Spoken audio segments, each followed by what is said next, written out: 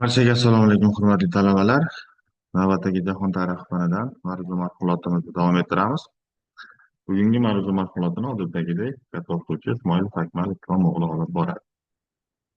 Demak, bugungi mavzuyimiz qadimgi Finikiya davlatiga bag'ishlanadi aslida.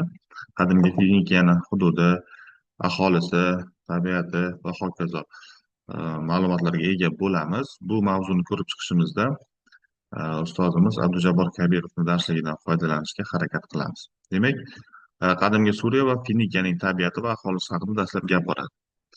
Hmm, Suriya va Finikiya O'rta Yer dengizining sharqiy sohilidagi qadimgi mamlakatlar hisoblangan. Dengiz sohili bo'ylab Finikiya, undan sharq va janubi-sharqda esa Suriya hududlari joylashgan edi. Biz Suriya hududlarida qadimgi Asuriya podsholigi haqidagi ma'lumotlarga ega bo'lganmiz.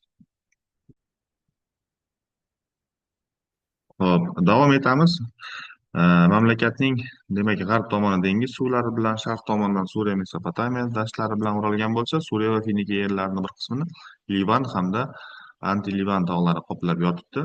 Tog'lar orasidan Iordan, Oron daryolari, ko'plab soy hamda jilg'alar oqib chiqqan. Endilikda Finikiya va Suriyada odamlar o'ta qadim zamonlardan beri yashab kelganligi haqida tarixiy ma'lumotlar aniqlangan. Bu o'lkaning eng qadimgi aholisi demak Hurriylar yoki Amoriylar va Sharq bolalari deb atalgan qabilalar bo'lishganligi faktlarda isbotlangan.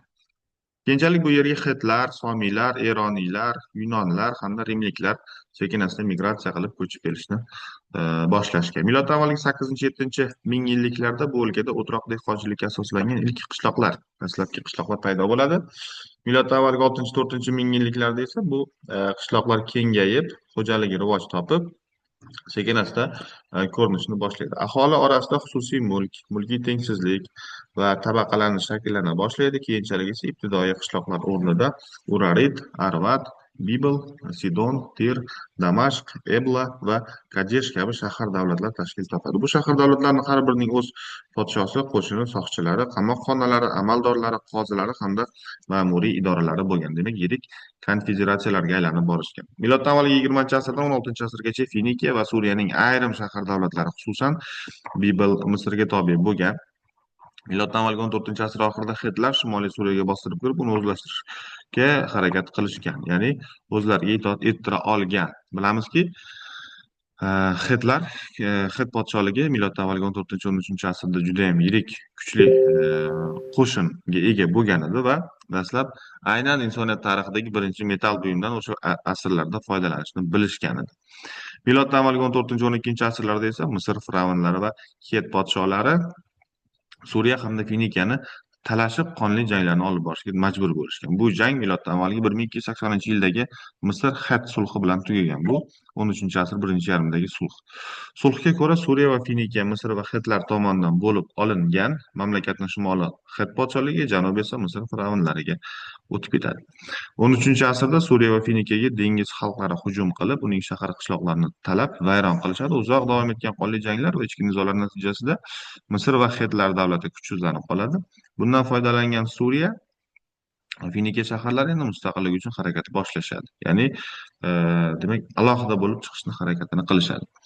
Miloddan avvalgi 11-10 asrlarda Bibl, Sidon hamda Tir ancha yuksalib oladi. Podshoh Hiram davrida Tir Sidon podshohligi kuchayib ketadi. Shu paytda Finikiya dengizchilari Misr fir'avni Nexo taklifiga binoan Qizil dengiz bo'ylab suzib 3 yil deganda Afrika qit'asini aylanib, Gibraltar bo'g'ozi orqali O'rta Yer dengizi tomonlariga qaytishadi. Finikiyaliklar O'rta Yer dengizi sohilidagi ba'zi joylarda o'z manzilgohini barpo qilishgan. Ulardan eng mashhuri demak Karfagen quldorlik davlatiga aylanadi. Bu haqda hali keyingi darslarimizda gaplashamiz. Karfagen quldorlik davlati qadimgi dunyo tarixida yirik imperiya hisoblangan Rim imperiyasi bilan 3 marta to'qnash kelishga majbur bo'lgan. Ya'ni O'rta Yer dengizida hukmronlik qilish uchun qadimgi Karfagen podsholigi hamda Misr kechirasiz Rim imperiyasi o'rtasida tarixdagi Puni urushlari yoki Puna urushlari deb nom olgan urush orqali to'qnash kelishgan. Bu mamlakatni asoschisi sifatida Karfagen quldorlik davlatining asoschisi sifatida Gamilkar Barka ismli yovuz hukmdor, uni vorisi demak davomchisi Ganibal ismli shaxslarni biz tarixda uchratamiz. Keyinchalik Finikiya va Suriya o'z mustaqilligini demak yo'qotib, Suriya, Bobil, Eron, Yunon, Makedon, Salaf va Rim saltanati ta'siriga tushib qolgan. Ko'ryapmiz, mana Suriyaga, keyinchalik Bobilga, keyinchalik Eronga, keyinchalik Yunon Makedonlariga, keyinchalik Salafga mamlakatiga va Rim saltanatiga Karfagen quldorlik davlatiga aylanib qoladi.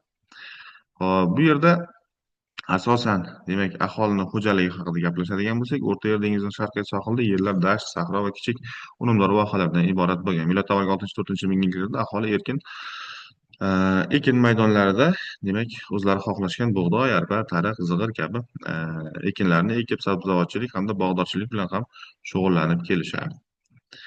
Hop, madaniyat haqida gap boradigan bo'lsa, Suriya ayniqsa Finikiya Oldi Osiyodagi madaniyati rivojlangan mamlakatlar qatorida turgan. Bu mamlakat xalqi erishgan yutuqlardan biri bu yozuv alifbosini ixtiro qilish. Aynan milod avvali 2-mingillik boshlaridayoq bobilliklar mixxati asosida alifbo tuzganlar bular.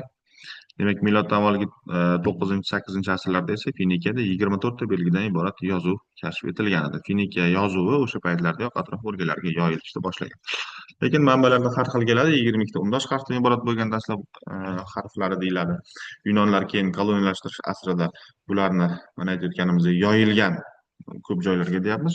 Yoyilgan Finikiya alifbosini o'ziga andoza qilib olib, barchasi undosh bo'lgan harflarga unli harflar qo'shib, demak 24 ta harfni yunonlar o'z maktablarida qo'llashni yo'lga qo'yishgan deyiladi.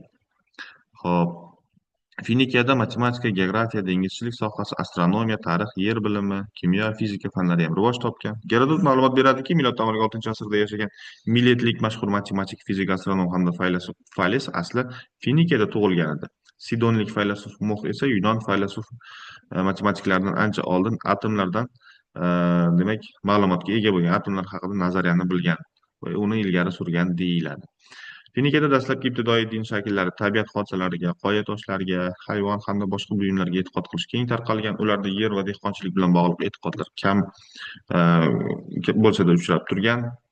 Ulardan diniy e'tiqodida o'lish hamda tirilish kabi tabiat xudolari Val hamda uning o'g'li Alyab alohida hurmatga sazovor bo'lgan. Mot ularda o'lim xudosi hisoblangan. Molox demak hurmatli xudolardan bo'lgan. Finikiyada bayram kunlari odamlarning xudolar sharafiga qurbonliklari manbalarda qoldirilgan. Miloddan avvalgi 3-asrda Finikiya manzilgohi hisoblangan Karfagenda xudo Molox haykali oldida bolalarni gulxanga tiriklayin tashlab kuydirib qurbonlik qilishganligi haqida ham ma'lumotlar uchragan. Demak, bilamiz, mana Afrikada, Amerika tarixlarida agar nazar solsak, qadimgi davrda odamlar qurbonlik qilingan paytlar ham bo'lgan. Lekin bu bizni mentalitetimizga juda zid hisoblanadi, chunki islomda bunday odatlar yo'q. Bundan tashqari biz ayta olmagan, aytib ulgurmagan ma'lumotlarni mustaqil o'qib o'rganishingiz mumkin. Savollar, tushunmovchiliklar bo'lib qoladigan bo'lsa, odatdagidek Telegram ijtimoiy tarmoq orqali savollar yuborishingiz mumkin va biz imkoniyat darajasida javob beramiz. Keyingi darslarda uchrashguncha xayr salomat bo'ling.